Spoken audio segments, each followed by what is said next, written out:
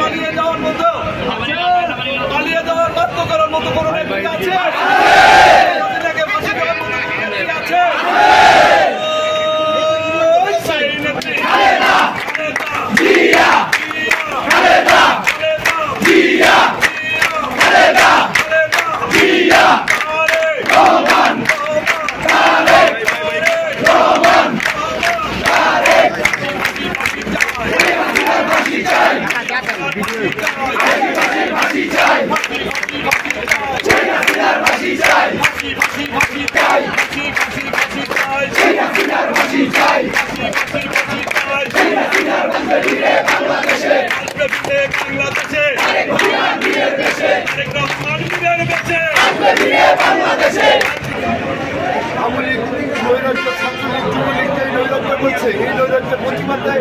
আমরা ইনশাআল্লাহ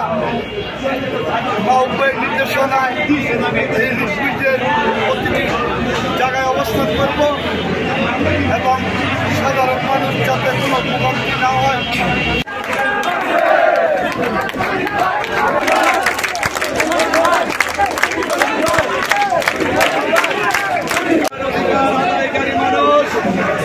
বাংলাদেশের মৌলিক অধিকার অর্জনকারী মানুষ এই পরাজিত শক্তিদের যে ষড়যন্ত্র তারা রাজপথে থেকে মোকাবেলা করবে।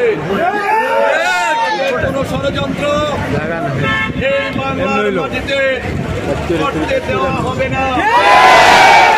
আপনাদের বলতে চাই, আজকে থেকে প্রতিদিন আপনারা পাড়া মহল্লায় আপনারা পাহারা দিবেন।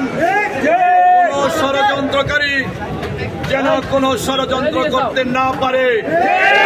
আপনারা সবাই ঐক্যবদ্ধভাবে এই ষড়যন্ত্রকারীদের মোকাবেলা করবেন।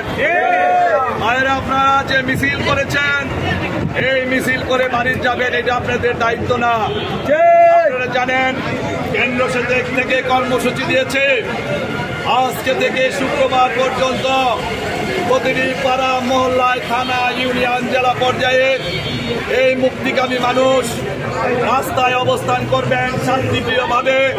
কোন ষড়যন্ত্রকারী যেন এই ছাত্রদের অর্জন ধূলিসাৎ করতে না পারে, ছাত্রদের এই অর্জন যেন নষ্ট করতে না পারে, সেজন্য এদেশের সাধারণ মানুষ, পেশাজীবী, ছাত্র, আমাদের সকল শ্রেণীর মানুষকে সাথে নিয়ে ঐক্যবদ্ধভাবে এই ষড়যন্ত্রকারীদের মোকাবেলা করতে হবে।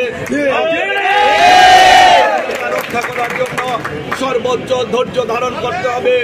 আপনারা ধৈর্য ধারণ করবেন, কিন্তু কোন ষড়যন্ত্রকারী, কোন কুচক্রী, কোন সন্ত্রাসী যাতে এলাকায় আসতে না পারে সেজন্য আপনারা ঐক্যবদ্ধভাবে প্রতিরোধ করে তুলবেন। আপনারা জানেন যে আজকে আমাদের দেশ নায়ক তারেক রহমান সারা বাংলাদেশে বিএনপি সহ সকল অঙ্গ সংগঠন কর্মসূচি দিয়েছে।